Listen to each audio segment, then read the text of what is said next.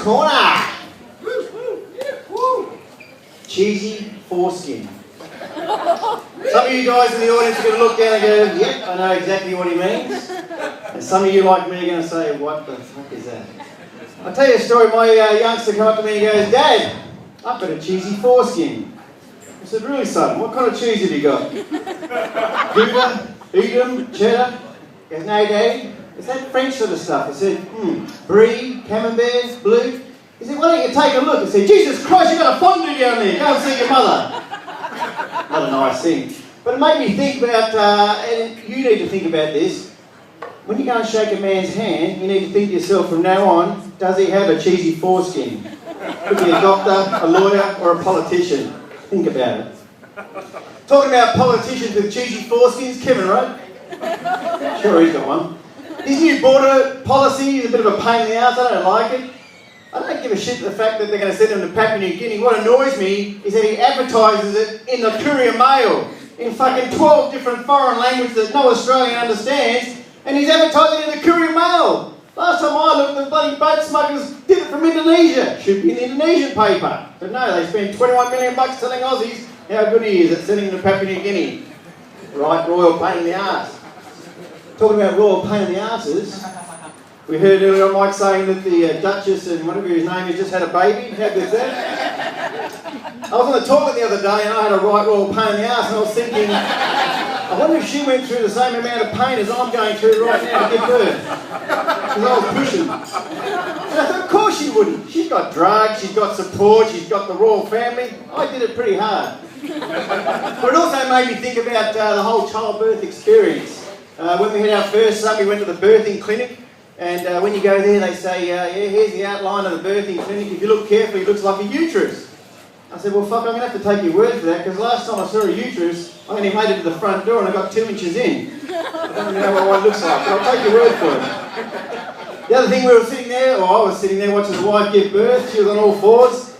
And the midwife came up and she goes, Mr. Miller, would you like to be the first person to touch a newborn baby's head? I said, shit, yeah. So I went to touch what I thought was the baby's head, and she goes, no, Mr. Miller, it's the other hole, just underneath. I thought, oh, fuck me. It's a sex ed lesson as well.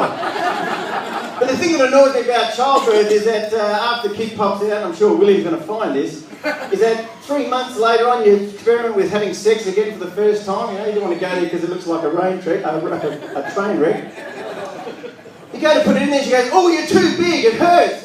I said, hang on a minute, what do you mean it fucking hurts? 3 months ago you had a watermelon pop out of the same hole, now you got my 1 inch willy and then you tell me it hurts. Fuck off. Very annoying. They named the baby, which is really good. As he said, it was a stupid name. Have you noticed that people don't name kids after Australian towns? Like you get, my brother's got a daughter called Vienna, really beautiful. You don't get kids named after Australian towns. The reason is we have stupid names for towns. For example, I was driving back from somewhere and I went through a place called Bald Knob. Great name for a kid. In WA, there's places called Widgymultha, Coonya Nobbing. There's a place in South Australia called, what's it called? Cock Creek. Like who comes up with these names? I can just imagine the guy sitting at Bald Knob and he goes, they've had the party, they're sitting there and their kids just miss. They go, right, we just made this town, what should we call it? Fuck me, it's a Bald Knob! That might be a good idea for a name. Driving.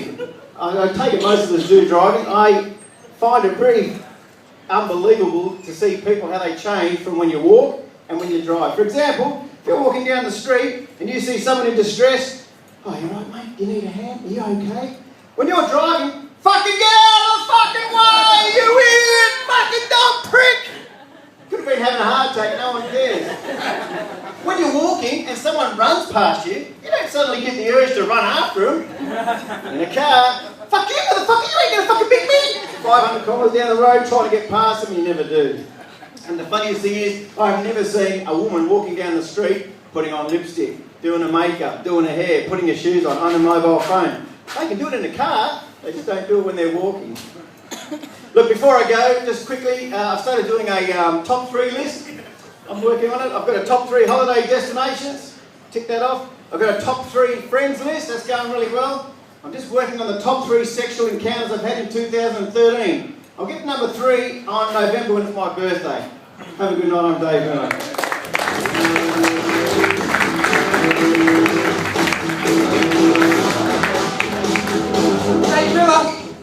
Alright, you know what? David's commenting on the PNG solution.